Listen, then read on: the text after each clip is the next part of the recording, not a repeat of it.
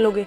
अगर हमें पता होता तो हम सपनों में भी आपके साथ ऐसा बिहेव नहीं करते जैसा हम आपके साथ नीचे पार्किंग में कर आए हैं। प्लीज हमें माफ कर देना। मुझे कुछ नहीं सुनना है, आई बात समझ में?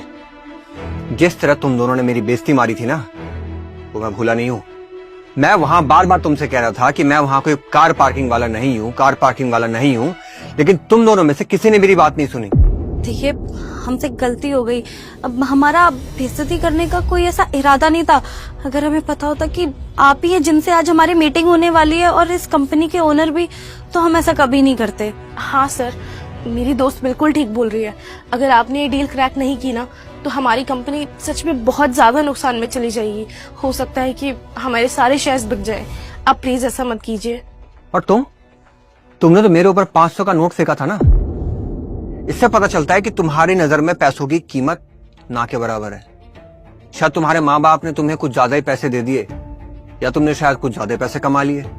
अब अगर तुम्हारी नजरों में पैसों की कोई कीमत है ही नहीं, तो फिर यहाँ आने की क्या जरूरत है? तुम लोग जाओ और जैसे अपनी जिंदगी जी रहे हो वैसे ही जियो।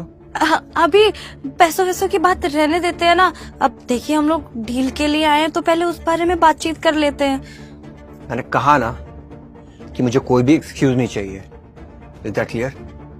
क्योंकि तुम लोग शायद यहाँ पे मुझसे बहुत मीठी मीठी बातें करो, लेकिन तुम लोगों की फितरत से मैं अच्छी तरह वाकिफ हो चुका हूँ। क्योंकि कहते हैं ना, इंसान भले बदल जाए लेकिन उसकी फितरत कभी नहीं बदलती है।